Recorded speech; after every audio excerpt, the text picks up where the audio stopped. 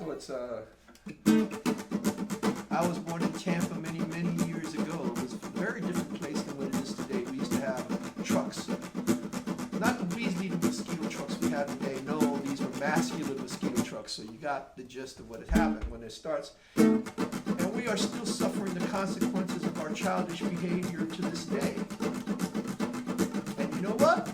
It causes us to sing.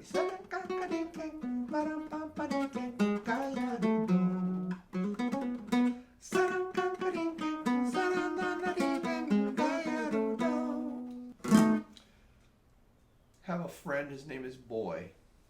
Actually, his name is Mario, but his father was named Mario. So what happened a lot in Ybor City is if instead of Junior, they would call him Boy. So his name is Boy. I've always known him as Boy. Boy is one of the most creative, brilliant people that I know. He's also one of the craziest people I know. He is a PhD in clinical psychology. He's the head of the Florida Mental Health Institute at USF. Song basically is little vignettes of our childhood growing up in Ybor City. Anybody who comes from Florida of a certain age remembers the mosquito trucks. Of course, we have mosquito trucks nowadays. And mosquito trucks back in those days were masculine mosquito trucks, as I say on the album. And they would go through the neighborhoods creating these huge clouds of kerosene mist.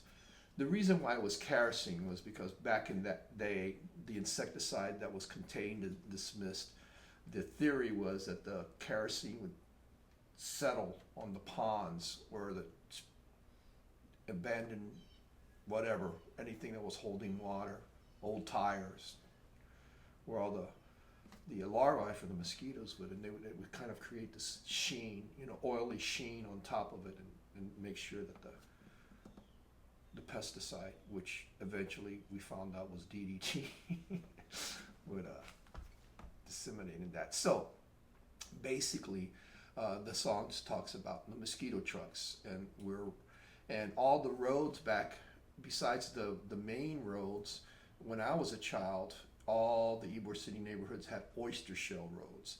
So they would bring in huge trucks of oyster shells and they would throw them down on these roads, and eventually the cars running over them would crush the oyster shells into this white powder, right?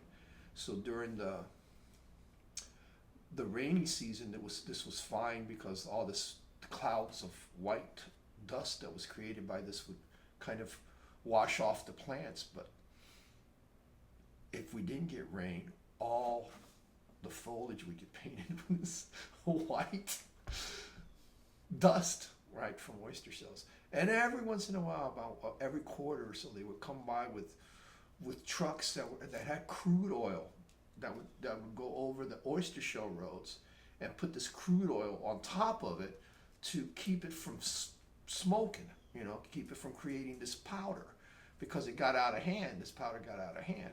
So for the next couple of weeks, of course, all the cars in the neighborhood would have their fenders full of crude oil gunk, oyster shell, which is worse than love bugs, because it's harder to get off.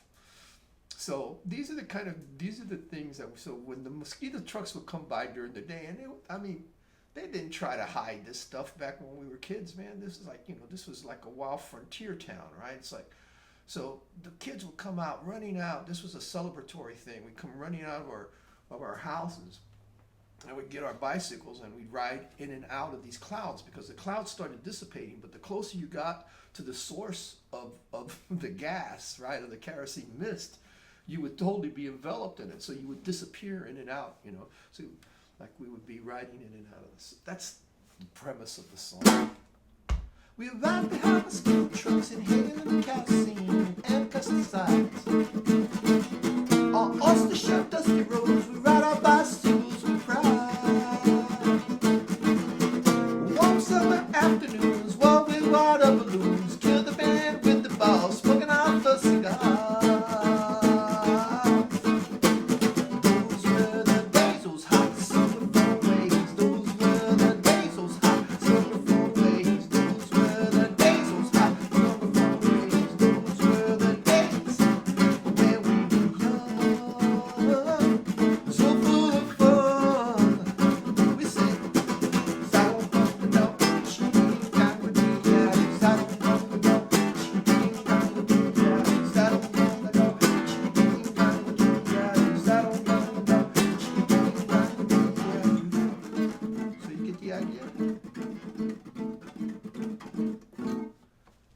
give it all away, buy the CD.